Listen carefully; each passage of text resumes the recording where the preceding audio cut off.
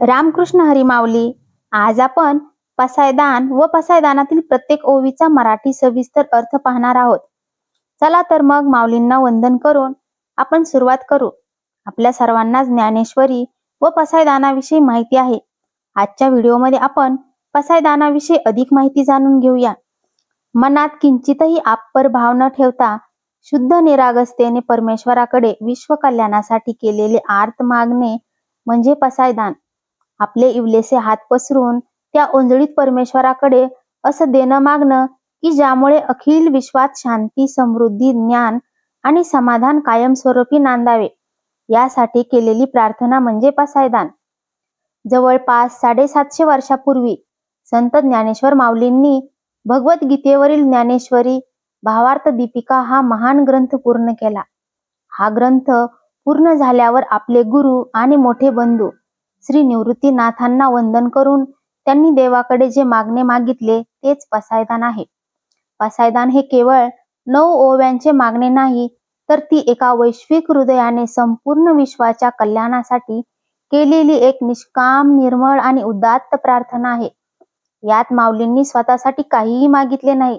त्यांनी मागितले ते जगातील दुष्टांचा नाश व्हावा यासाठी नाही, तर त्यांच्यातील दुष्ट प्रवृत्तींचा नाश व्हावा. पसायदानच्या प्रत्येक ओवीचा आज आपण सविस्तर अर्थ समजून घेणार आहोत.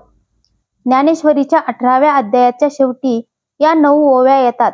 चला प्रत्येक ओवीचा गहन अर्थ समजून घेऊया. आता विश्वात्मके देणे येणे वाग्यत्न तो शावे, तो शोनी मस द्यावे पसायदान हे. या पहिल्या ओवीत संत ज्ञानेश्वर ज्ञानेश्वरी रूपी वाङ्मय यज्ञाची सांगता करत आहेत. ते विश्वाचे आत्मा असलेल्या म्हणजे चराचरात वास करणाऱ्या परमात्म्याला उद्देशून म्हणतात, हे देवा, मी केलेल्या या वाग्यज्ञ अर्थात शब्दरूपी यज्ञाने तुझी प्रसन्न व्हावे, तुम्ही प्रसन्न व्हावे आणि प्रसन्न होऊन माझ्यावर कृपा करून मला हे पसायदान म्हणजेच प्रसादाचे दान द्यावे. येथे माऊली स्वतःला ज्ञानदेव म्हणतात. ते अत्यंत विनम्रपणे आपल्या महान ग्रंथाला एक यज्ञ मानतात आणि त्याचे फळ म्हणून देवाकडे काहीतरी मागण्याची परवानगी घेत आहेत. जे खळांची व्यंकटी सांडो, तया सत्कर्मी रती वाढो, भूता परस्परे पढो मैत्र जीवांचे. ही ओवी पसायदानाचा आत्मा आहे. येथे माऊलींनी विश्व कल्याणाची भावना स्पष्ट दिसते. ते म्हणतात, जे खळांची व्यंकटी सांडो. खळ म्हणजे दुष्ट किंवा वाईट प्रवृत्तीचे लोक आणि व्यंकटी म्हणजे वाकडेपणा किंवा दुष्टपणा. माऊली म्हणतात, जगातील दुष्ट लोकांचा नाश न होता त्यांच्यातील दुष्ट प्रवृत्तीचा, वाकडेपणाचा नाश होऊ दे, ते नष्ट होऊ दे. ही किती मोठी आणि सकारात्मक प्रार्थना आहे. ते व्यक्तीला नाही तर वृत्तीला संपवण्याची भाषा करतात. तया सत्कर्मी रती वाढो. त्यांच्यातील वाईटपणा निघून गेल्यावर त्यांचे मन रिकामे होऊ नये, तर त्यांच्या मनात चांगल्या कर्माविषयी सत्कर्म आवड निर्माण होऊ दे. भूता परस्परे जडो मैत्र जीवांचे. जेव्हा सर्व लोक चांगले कर्म करू लागतील, तेव्हा सर्व सजीवांमध्ये, सर्व प्राणी मात्रामध्ये एकमेकाविषयी जीवाभावाची निखळ मैत्री निर्माण होऊ दे. दुरितांचे तिमिर जाओ. दुरित म्हणजे पाप, वाईट कर्म आणि तिमिर म्हणजे अंधार. ते म्हणतात, जगातील पापाचा आणि अज्ञानाचा अंधार पूर्णपणे नाहीसा होऊ दे. विश्व स्वधर्म सूर्य पाहो आणि हा अंधार नाहीसा झाल्यावर संपूर्ण विश्व स्वधर्माच्या प्रकाशाने उजळून निघू दे. स्वधर्म म्हणजे प्रत्येकाने आपले विहित कर्तव्य प्रामाणिकपणे आणि निस्वार्थपणे पार पाडणे. तेव्हा धर्मरूपी सूर्याचा सूर्योदय होईल. जो जे वांछील तो ते लाहो प्राणी जात. जेव्हा असा आदर्श समाज निर्माण होईल, तेव्हा या जगातील प्रत्येक प्राणी मात्राला जे जे चांगले आहे ते सर्व काही प्राप्त हो. वर्षत सकळ मंगळी ईश्वर निष्ठांची मांदियाळी, अनवरत भूमंडळी भेटतू भूता. येथे माऊली सत्पुरुषाच्या सत्संगाचे महत्व सांगतात. वर्षत सकळ मंगळी ईश्वर निष्ठांची मांदियाळी. मांदियाळी म्हणजे समूह किंवा मंडळ. माऊली म्हणतात, सर्व प्रकारचे मंगल, चांगल्या गोष्टी करणाऱ्या ईश्वरनिष्ठ लोकांना, संतांचा, सज्जनांचा समूह ह्या जगात निर्माण होतो. अनवरत भूमंडळी भेटतू भूता, आणि हा सज्जनांचा समूह या पृथ्वी तलावावरील सर्व लोकांना सतत भेटत राहो. कारण संतांचा केवळ दर्शनाने आणि सत्संगाने लोकांचे जीवन बदलते, त्यांना योग्य मार्ग मिळतो. चला कल्पतरूचे आरव, चेतना चिंतामणींचे गाव, बोलते जे अर्णव पियुषांचे. ही आणि यापुढील ओवी ही मागील ओवीतील ईश्वरनिष्ठ लोकांचे वर्णन करते. हे संत कसे असतात?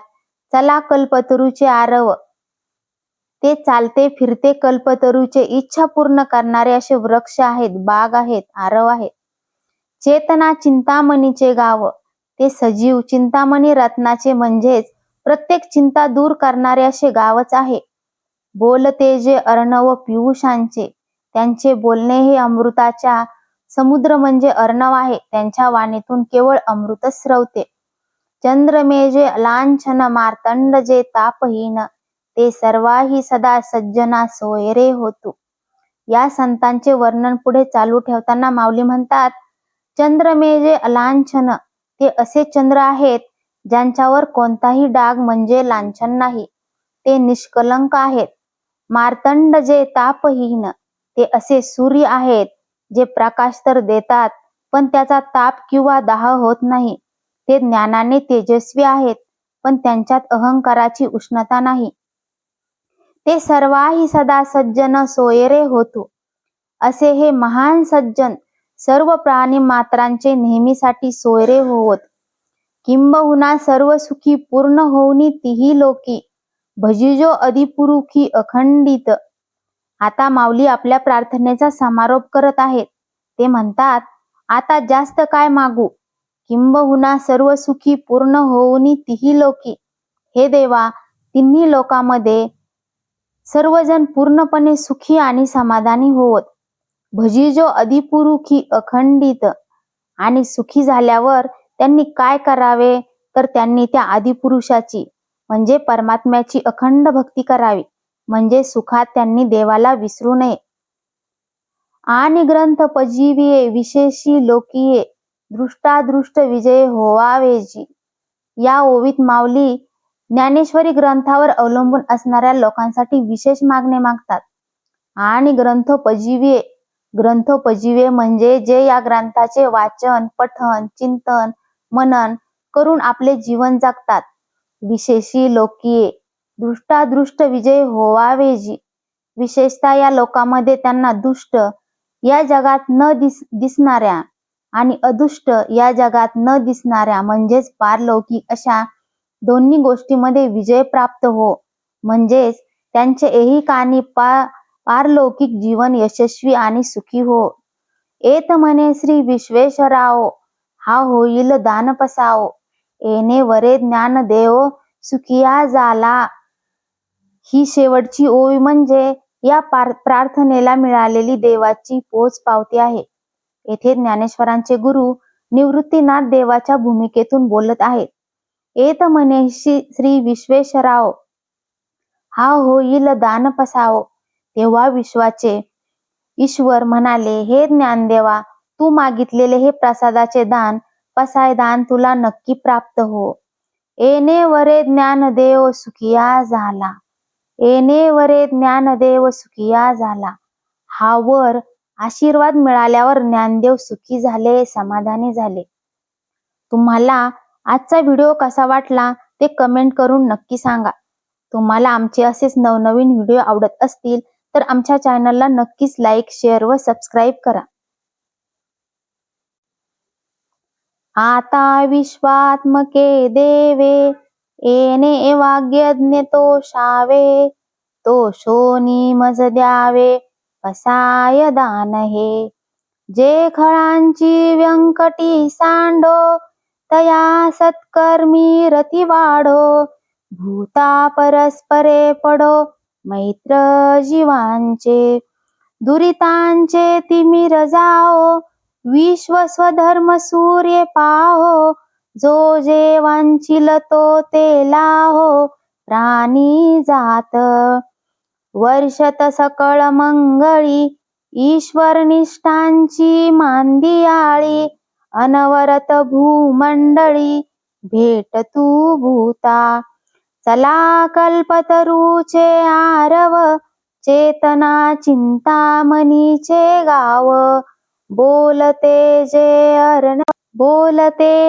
अर्णव पियुषाचे, चंद्रमे जे अलांछन, मातंड जे तापहीन.